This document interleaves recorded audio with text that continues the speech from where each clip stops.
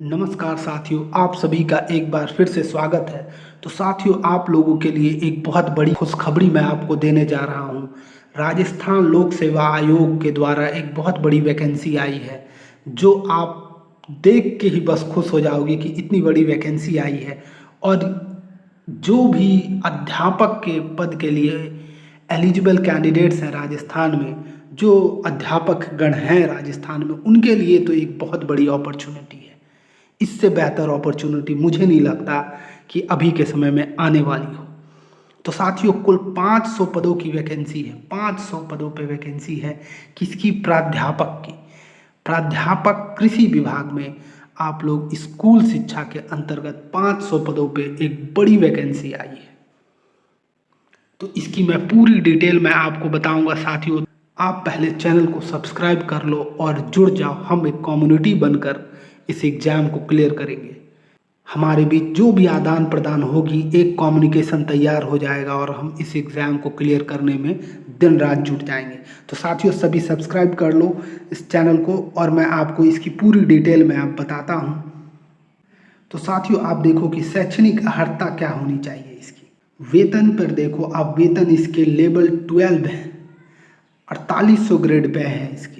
शैक्षणिक योग्यता आप देख लो साथियों, 4 year bachelor degree in agriculture होनी चाहिए आपको, और post graduate relevant subject of agriculture और हॉर्टिकल्चर में आपके पोस्ट ग्रेजुएट डिग्री होनी चाहिए, या फिर और बीएड होनी चाहिए आपको, कोई भी एनसीटीई के द्वारा प्रमाणित विद्यालय और विश्वविद्यालय से। वर्किंग नॉलेज आपको हिंदी और देवनागरी स्क्रिप्ट में होनी चाहिए और राजस्थानी कल्चर होनी चाहिए। ये तो साथियों एक बेसिक सी बात हो गई कि शैक्षणिक योग्यता की।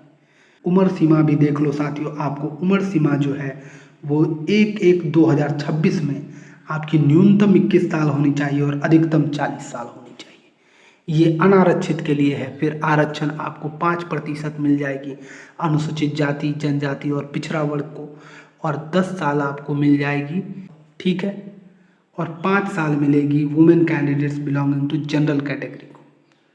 तो ये तो हुई बात। विडोज़ को भी मिल जाएगी। इनकी कोई आयु की सीमा ही नहीं है। विडोज़ जो हैं, वो विधवा महिलाएं जो हैं, उनको कोई आयु की सीमा नहीं है। वो किसी भी आयु की हैं तो वो फॉर्म भर सकती हैं, ठीक है। तो ये तो बात रही आयु सीमा की। अब हम बात करते हैं साथियों, मैं अभी सिर्फ इसकी एप्लीकेशन के विषय में बात करूंगा। उसके बाद हम फिर अगली कड़ी में हम इस एग्ज़ाम को कैसे क्लियर करें उस पर बात करेंगे। तो उसके लिए हमें साथियों मिलना बहुत ज़रूरी है, एक कम्युनिटी बनाना बहुत ज़रूरी है साथियों। तो चयन की प्रक्रिया आप पहले देख लो। चयन की प्रक्रिया क्या है? तो अभ्यर्थियों का चयन प्रतियोगी परीक्षा के माध्यम से किया जाएगा।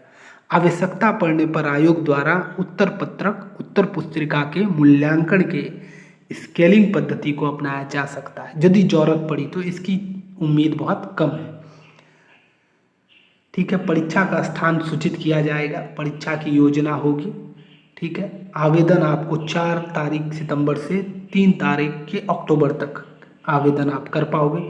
आवेदन की प्रक्रिया है, आरपीएससी की वेबसाइट पे जाकर आपको आवेदन करनी है। ओटीआर रजिस्टर करना है यदि किन्होंने नहीं किया है तो, और ओटीआर रजिस्टर जिन्होंने कर लिया है तो उन्हें अब करने की ज़रूरत नहीं पड़ेगी। तो ये तो बात रही रजिस्ट्रेशन की।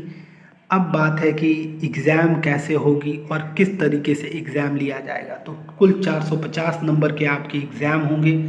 इसमें 2 पेपर होगा, पेपर 1 150, पेपर 2 300 नंबर के। ड्यूरेशन होगा 1.5 घंटे का दोनों पेपर, और पेपर ये पहला पेपर 1.5 घंटे का, दूसरा पेपर 3 घंटे का। ऑब्जेक्टिव सवाल होंगे आपके, और नेगेटिव मार्किंग जो होगी वो 1/3 की होगी। तो ये तो रही एग्ज़ाम के पैटर्न की बात।